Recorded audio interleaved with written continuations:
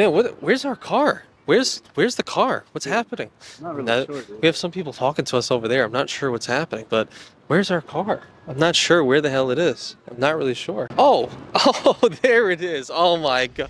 Wow.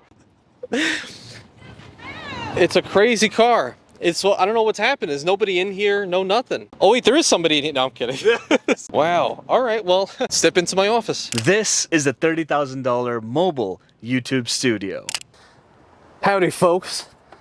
Anthony Venture here. And there's one thing that's been happening over the time. The last couple of years, for some reason, everyone wants to know what's the deal with the Tesla office. And of course, we're in the South, and I'll cut the accent, but basically there's been some people, Lalit behind the camera specifically, who wants to know what's the deal with the mobile office. Is it a tax write-off? Is it something where, I could just film anytime I want, anywhere I want? Let's go through all the details and exactly how I set it up, and much, much more. So first and foremost, don't look at the license plate, God. We got a couple things in here that we don't really, it's a little bit messy. We have things that we're going to Goodwill, whatever, but we have some charging cables for the mobile office in case mobile office starts dying. So we have some Tesla cables that we can plug into the walls. We also have some tire compressors in case we got to fill up some flat tires, which I actually have to do. And of course, a Tesla umbrella. We're a Tesla family around here, but the main thing that you want to see is the undercarriage.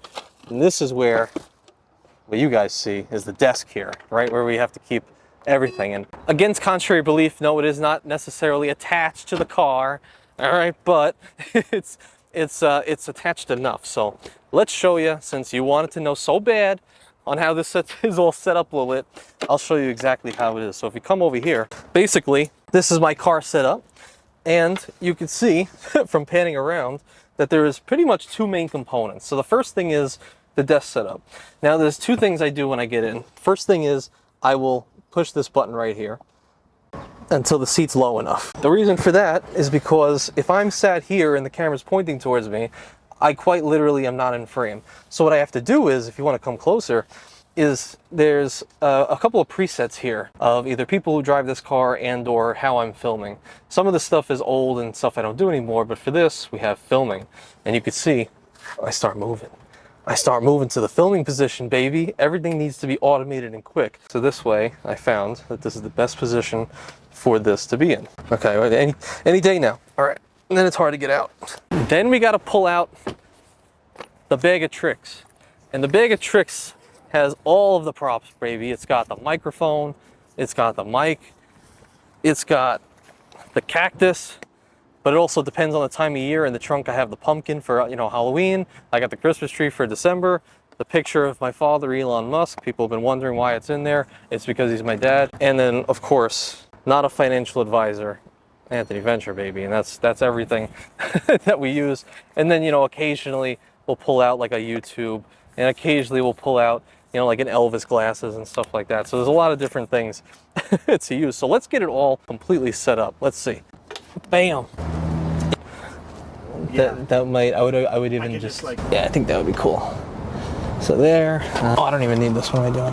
I feel like I'm. Gotcha. Yeah, that works. You set it up just like this, and we're done. And you can see here we have a food tray. I've used to use these on Wendy's Run when me and my wife first met, and it was a good place because you put some napkins over it. You make sure it's not dirty or anything. But I found it's a great, perfect spot to balance the phone between the chair and have a perfect angle of me in the car. And this took like a couple hours of just shooting and reshooting and just trying to figure out the best angle. But I found that this right here just works. And the phone has to touch the wood here, or else the entire camera vibrates the entire time. So it has to be touching just to have that stability.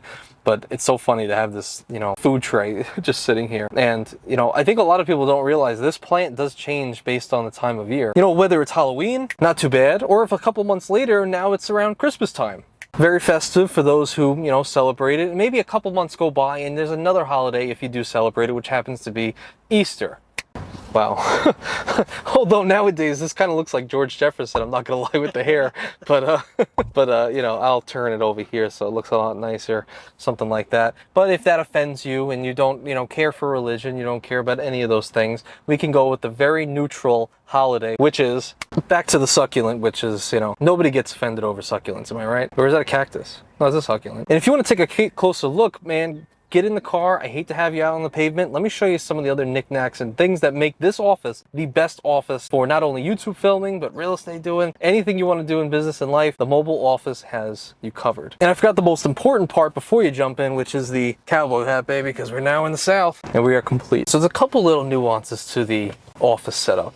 All right. Now, some people ask me, can I write it off? They say, well, if it's I'm using half of the car for business, because this is my office, right? I put, you know, this paperwork that gets done on this desk, a lot of different things. Can I write it off? The answer is, I think yes. To be honest, I haven't done it before, but I also am technically a real estate agent. So this is a business vehicle for not only the YouTube channel, but definitely for the real estate business. So either or, we are able to write off the car. Is it for the mobile office? Maybe. I don't know, consult the CPA, but you know, that's that's the idea with that. And there's a few other things, like what other office, you know, has amazing temperature control? I mean, come on. I could bump this up to 10 if I want, and I could just be, you know, cool as a cucumber while filming. And if I'm, you know, getting flipped out because people are hating on the Amex, you know, the classic gold, when people are talking about rose gold, I could bump it up, but usually I'll keep it on 3, so this way there's no, you know, no noise on the microphone whatsoever. If I'm trying to get romantic, I might just put on romance mode because, you know, hey, what the hell? You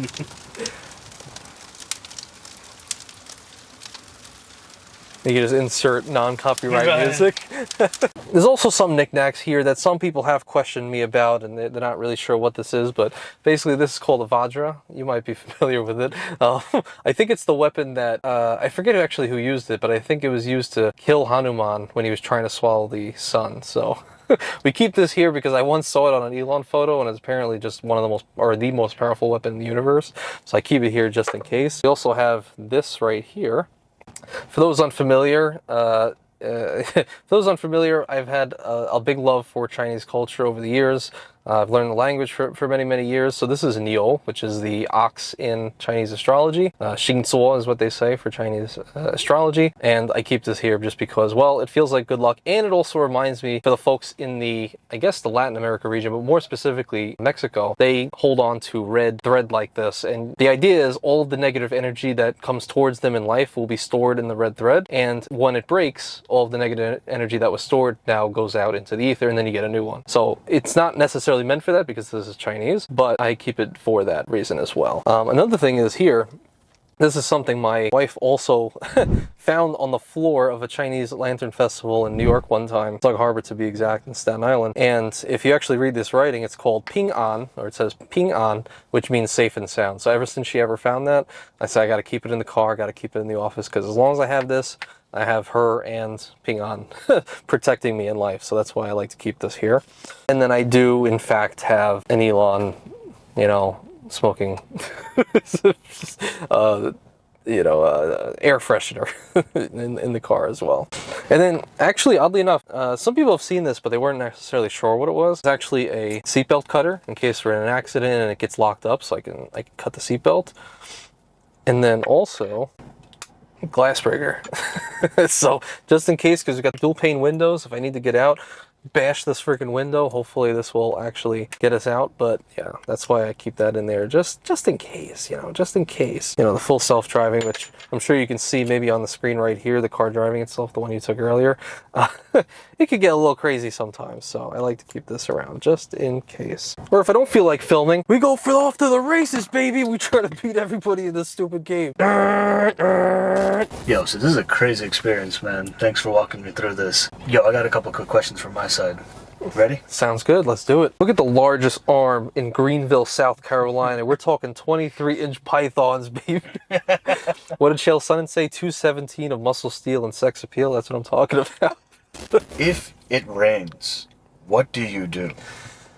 Hey man, listen, sometimes you got to get out the headdress, you got to start doing a dance, you know, and sometimes the rain does in fact stop, you know, but most of the time it's listening to a lot of Creedence Clearwater Revival about have you ever seen the rain, and then it actually rains. No, but seriously, when it does rain, you know, luckily with this microphone and everything, it does not pick up, at least loudly, the rain sounds. You'll still hear the pitter patter, but I've noticed that people actually enjoy that. Like, they'll be like, oh, you know, it's actually kind of comforting just to listen. It's almost like a lo-fi video mixed with, you know, credit card, you know, content and whatnot. So it's interesting. So yeah, if it rains, the lighting sometimes messes up a little bit, but it never really deters me from filming. But yeah, you can hear the raindrops. I've been in the loudest of rainstorms and thunderstorms while filming. So yeah, the only thing I haven't been in is filming while snowing, but because I'm not in New York anymore. So the keyword is yet. Yes, that's right. Yeah. I was going to say, what about the sun and kind of when you shoot? What are kind of the implications or benefits, consequences, etc.? So that's the thing. Like, I have the benefits of being able to film anywhere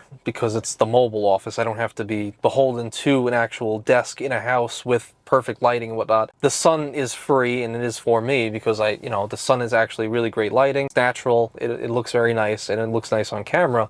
But the only time the sun is an issue is for a couple of reasons. Number one, is it in the wrong place in the sky? And of course, I can't control the sun, but there's some times where if the sun, you guys know as camera people, but if the sun's coming through this way and it hits the actual lens of the iPhone, then it will mess up the entire footage. So I'll just see sun streaks everywhere. So if it hits that, there's a problem. But otherwise, yeah, I'll try to make sure that the sun is like behind the camera over there. And or I'll just go in the shade. The shade is not as forgiving on the light, but it's not really a big deal either. The phone is actually pretty good with just like balancing the right colors. So yeah, I just found that the sun is an incredible asset because I don't have to wait for anything, but it's also like my boss. And I have to, when the sun goes down, that's when I'm done working. Right? I cannot film when the sun goes down anymore. And I have some videos in the past. If you guys saw, there was one video I did 2 years ago on why the Ventrex was named like the #1 card of 2023. And it literally started in the daytime, and then with daylight savings and whatnot, it was like 5 o'clock. 5:30 came and it was already starting to get dark. So I started the video in light, ended it at like midnight, like it looked like midnight. So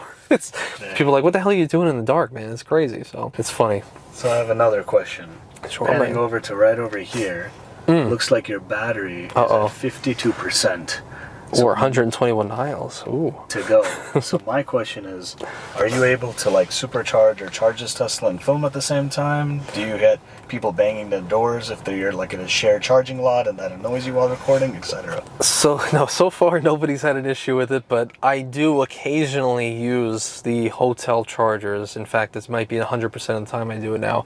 Is I go to the hotels that have, the free EV chargers, and I'll plug in the car, and then I'll film for a couple hours, and then I'll edit for another couple of hours, and by the time I leave and finish my my YouTubing, the car is 100% charged. So it's killing two birds with one stone. But I also have filmed at the Tesla superchargers themselves as well. But the thing is with those, they're so fast, you have to be in and out in like a half hour. Sometimes it takes me longer to film, like 45 minutes an hour. So, but yes, I try to charge and film at the same time. Nice. So you're in your car, and when you actually wait, hold on. It's not a car. It's my business office. Oh, sorry. You're a very professional mobile business office. Thank you, sir. Which creates immense value yes, for the public. Absolutely. The question is, have you ever had an instance where you're recording, and let me ask it better, public or private, where do you actually shoot? Well, most of the times now it's at the hotels that have the free chargers, but in the past, I used to charge at church parking lots. The reason for that, and more specifically the Mormon parking lots, if that matters, and the reason for that is because, well, during the week, there's no service, there's no mass, so it's an empty parking lot where I can just do whatever I want. And so if you look at older videos of mine, I'm running around with a cowboy hat on in the middle of the parking lot. That's all a church parking lot, the Mormons. And in one particular time that I can recall, and this got me so upset, I was filming, minding my own business. I'm the only one in the parking lot, just hanging out. And then all of a sudden, this guy walks up. And I'm like, what the hell is this guy doing? He comes up to me, and I won't say his name because I know his name now, but he pretty much walked up to me and said, what are you doing here? Why are you filming? Like, why are you here? Why are you filming? And I said, oh, I'm just doing, a little thing for my friends, just filming a video. And he got really, he was really interrogating me, and he started getting nasty. He was like, oh yeah, well, we have some people who are on drugs, and they come and break into the church. And they said, maybe that's you. Maybe you're the one doing that. So as soon as I saw that angle, I was like, this guy is so full of it. I don't know who he is, what he's doing here. So I was just like, oh really, where are your cameras? I said, where are the cameras? He said, oh, you want to be a smart aleck. And then he started accusing me of being a pedophile. Then he was telling me I'm a drug addict, I'm a pedophile, probably stole from the church. direction. I was trying to attack a million different things. Meanwhile, I'm sitting in the car the whole time, and if they had cameras, they'd see that. So this was a whole, I don't even know if you're going to show this, but yeah, it was a very nasty experience, and basically I did leave. I did oblige. You know, I don't want to, mess with the Lord or anything. I'll mess with him, but not the Lord. I don't care about that guy. So then I drove away, and I filmed somewhere else. So yeah, that was the one time. I also had another time where the same Mormons aren't very, inclusive. I'm sorry to say. I'm sorry if you're Mormon, but they're not really inclusive. The other time I was sitting there, 2 cops came up to me and said, "Oh, we're elder and elder."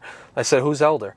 And then and they came up to me and they said, "Oh, we're just trying to get familiar with you. We had some folks, some women in there who were afraid." Meanwhile, I'm sitting here like this. I'm not looking at anybody, and I'm facing the grass, and they're like, "Oh, we had some women who were, were kind of afraid that you were here. They feel uncomfortable." And I was like, "Okay, well, if you want to see, my face is on the front plate of the car. You already got video of that. My name is Anthony Venture. All these different things, and this. I'm just working. That's all. I'm just hanging out." And then eventually they left me alone. Nice. So, don't film in a Mormon parking lot is the moral of the story. Have you ever been filming, and in the middle of a session where you're all set up and mid-filming, you have to use a restroom really badly, and what do you do? Yeah. Actually, it's a good question. That's right. This is one of the things I don't really think about. Yeah, it's very true. So, luckily, in the past when I used to do it, I would have to run home. So, I'd drive the car with the setup like this, and then everything would start going flying, But I would go home and I would go into the bathroom and then go back out. But I'll make sure to, kind of what I do now is I don't eat or drink. I won't, the entire morning, I won't eat or drink until I come back from filming, because, if you don't drink anything, you're probably not going to go to the bathroom, so I'll usually fast until 2 p.m. or something like that whenever I finish. But more recently, I've been filming at the hotels, so I could just walk in and use their bathroom, so that's a lot easier. So, but yes, it does happen, in the past, but I've done things to mitigate that nowadays. To close us out, for anyone that's watching this video, considering having this same $30,000 plus mobile YouTube studio or content creation studio, what's kind of the biggest pros and cons or benefits and negatives that you'd like to share with them? Okay, so I guess first to say, yes, it is clickbait, the $30,000 setup.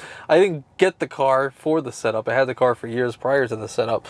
But as a lot of people will tell you when you're starting a YouTube channel is you have to use what you have.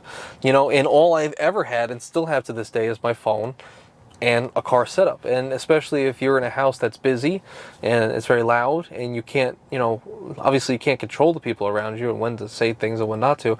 So this is my space, literally my office space, where I can be as loud as I want because nobody can hear me with the dual pane windows, and I can go wherever I want and say whatever because I'm not bothering anybody unless it's the Mormon parking lot. So that's why I really love this, because I have them temperature controlled. I can have my music on if I want to while I'm just editing and stuff. I can adjust the seat however I want and comfortably, and I'm not bothering anybody. So you have to use what you have, and what I have is sunlight for the light, the car for an actual setup, and I have a phone for filming. And then past that, from 0 to 1,000 subscribers, I edited completely on the iPhone. I didn't have any special thing. It was just iPhone editing and just really, getting on there and just trying to put a credit card on the screen and everything.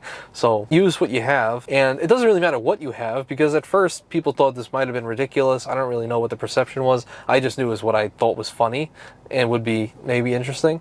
And as long as you just do it long enough, it just becomes a part of you. You're like, now I'm just the guy in the car. Doesn't even matter what I talk about. I'm just the guy in the car now. So I think for anybody who's getting started out, don't feel like you have to have some amazing production. The only thing I ever upgraded was my audio a couple months in, and that was a $200 purchase for, a Rode mic, something like that. But beyond that, I've never upgraded anything. It's the same phone, it's the same desk, same me, same editing. It's really no difference. And I plan to keep doing this setup probably forever, to be honest. So yeah, anybody getting started, just use your phone and just focus on talking, learning how to talk to the camera and start making sense on camera, and just learn how to cut videos. I think, the more videos you get out there, the better you get, the faster you get, and the more just awareness of people, just the more awareness you have of whatever genre you're trying to put in. So not like I'm something special, but I think it's just do one thing and then just do it really well. Just pick one area and just do it really well.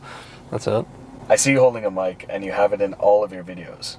How I know this is actually your studio is because I know for a fact that mic doesn't have a microphone under it, and you probably are a creature of habit for holding this mic this whole time. I didn't have the heart to tell you, but there it is. No.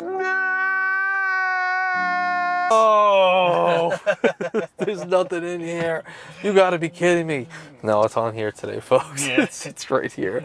Love Yeah, it. it's just happy. I just love the microphone. The microphone for me was, well, one thing it made me feel actually more professional, oddly enough, as weird as it sounds. Like, I noticed when I was just talking, in the past, if you looked at old videos where I did have a lapel, I was talking with my hands a lot. I didn't know what to do with them. I was like, do with that, blah, blah, blah, and this card's great, and all about this card. And I think in a way it helps. But for this, for some reason, as soon as the mic is in my hand, I have that element of professional. Like, okay, we're in it, Okay, so this is exactly what just happened. So you start, I don't know, you just start, you need little things like that to kind of put you in the right mind state. It's like, I know when this desk is set up and this microphone in my hand, that is filming time. That's all it can be. But if any one of these things were gone, obviously I could still do it just over years, but it doesn't feel the same, and I think that's one thing to keep in mind. And I do like the whole, like, holding the lapel in the hand too. It gives one hand something to do, and then the other one, because sometimes it might get distracting if you're just going crazy with your hands, but it allows you to, even like, if you ever notice, like Johnny Carson back in the day, for you folks out there and from the, the 60s, 70s, Johnny Carson used to have a pencil. And the only way he was able to really formulate his thoughts, because he's like a thinker from what I've seen in all of his things, and for the way him to get his ideas out a little bit more efficiently is he used to, bounce his pencil around until eventually he would do it so hard that the pencil would break in half, or he would like break the point of the pencil. So what did they do? They actually built him his own double-sided eraser pencil, so this way he could just bounce back and forth like this. And the reason I say that is, well, that's kind of like what the microphone is for me. Like, I can speak more coherently. I just seem to flow a lot better just when holding this stupid thing in my hand. Doesn't really make sense, but you might find something like that in your life as well that helps you articulate your thoughts. If you ever notice, try it. Try it if you're talking to somebody and you're holding a pen in your hand and like pointing with it. I notice your thoughts do come out a little bit more efficiently. So just an interesting little tip there. And it could be anything. I could be holding a Cybertruck. Okay, let's talk about, so it could be anything, but just try it out. It's interesting. Yo, man, thanks for all of this. I'll put Anthony Venture's channel information down in the description below. Check him out. You'll see the real life application of how his videos look with this exact $30,000 plus YouTube mobile studio. Unbelievable. Well, thank you, man, for doing this. I think you're the only one who cares about this, but I'm happy that we did this together. It's just fun to hang out with you. So thank you, man. I appreciate you. Love it. Peace.